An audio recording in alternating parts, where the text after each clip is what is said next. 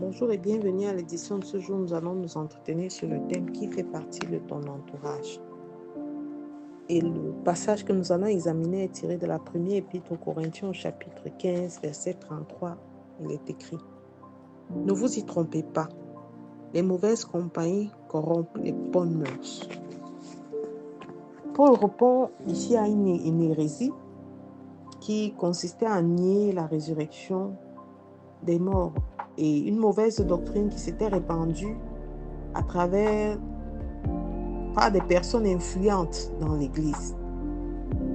Et il insistait parce que c'est une exhortation qui est encore actuelle, que des mauvaises compagnies, des influences négatives, des fréquentations négatives peuvent avoir un rôle dévastateur pour notre foi, pour notre avancée, pour entrer dans notre destinée.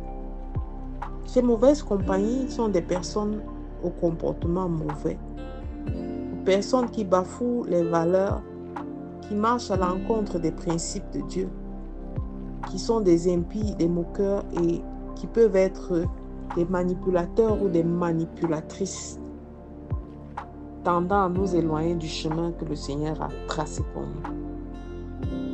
Les bonnes mœurs sont ces habitudes et ces comportements qui reflètent une vie pieuse, juste et conforme à la volonté de Dieu, qui fait partie de ton entourage. Jésus même ne marchait pas avec tous ses disciples lorsqu'il avait à faire face à des situations compliquées.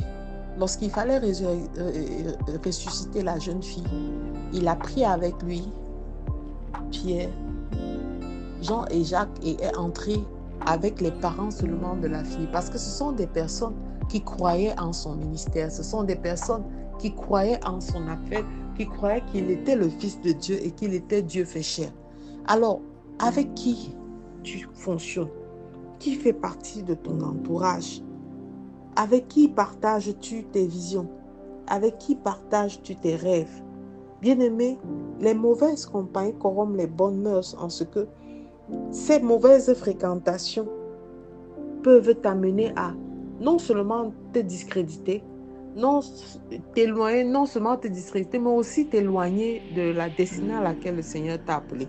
Certains, parce qu'ils voudront te détruire, te donneront l'impression que tes rêves sont trop grands, tu vois les choses trop grandes et tu devrais pouvoir avoir une vie minimaliste de la vie. Non, Dieu nous appelle à voir grand, Dieu nous appelle à rêver, Dieu nous appelle à des visions, aux choses les plus grandes. Il dit, je vous révélerai les choses que l'œil n'a point vues, que l'oreille n'a point entendues. Il dit que vous serez bénis, vous aurez en possession la terre où foule la plante de vos pieds.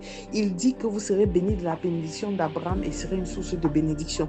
Alors, si Dieu t'a montré que tu vas être quelque chose, si Dieu t'a projeté dans une vision des choses à venir, crois-y fermement et surtout chemine dans une communauté ou avec des personnes qui croient en l'appel de Dieu, en la voix de Dieu, à la vision de Dieu pour toi.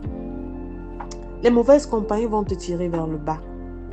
Les mauvaises compagnies vont t'amener à te détourner de ta voie initiale.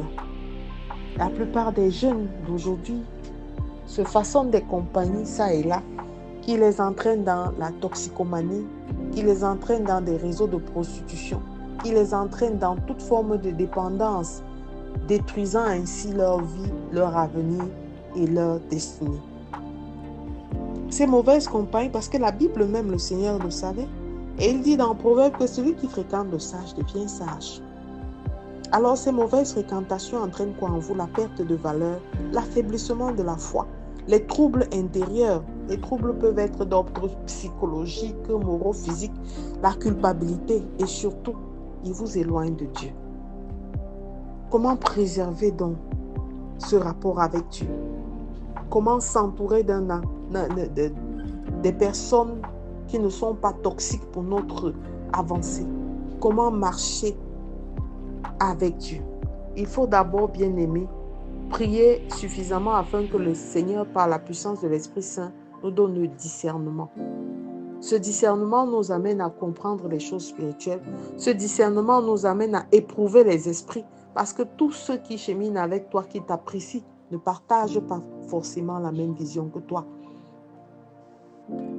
La majorité des personnes que tu fréquentes peuvent détruire ta foi parce qu'elles vont te donner l'impression que ce que tu demandes n'est pas réalisable, que la guérison que tu cherches n'est pas à ta portée, que la percée financière à laquelle tu t'attends est trop forte pour toi, que le mariage que tu espères ou que tu veux restaurer n'est pas possible parce qu'elle te montreront seulement pour la plupart le mauvais aspect. Très peu de gens te soutiendront dans ta vision. Fais attention.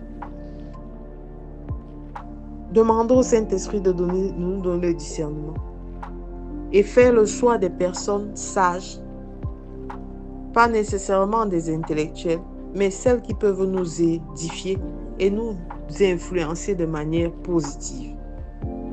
L'avertissement de Paul reste d'actualité parce que les compagnies que nous entretenons façonnent notre caractère, notre destinée. Notre entourage peut nuire à notre foi ou peut corrompre notre vision de la vie.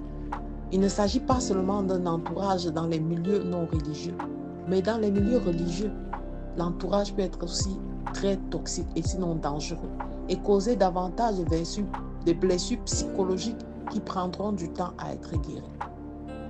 Alors, qui fait partie de ton entourage? Je te recommande de faire cette prière avec moi, Père éternel. Je veux marcher comme tu as marché.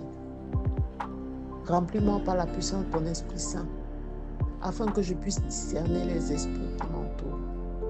Affermis ma foi, Seigneur, afin que je tienne ferme devant les promesses que tu m'as faites et que je luise de la lumière que toi seul tu as mis en moi. Au nom de Jésus-Christ, nous avons prié.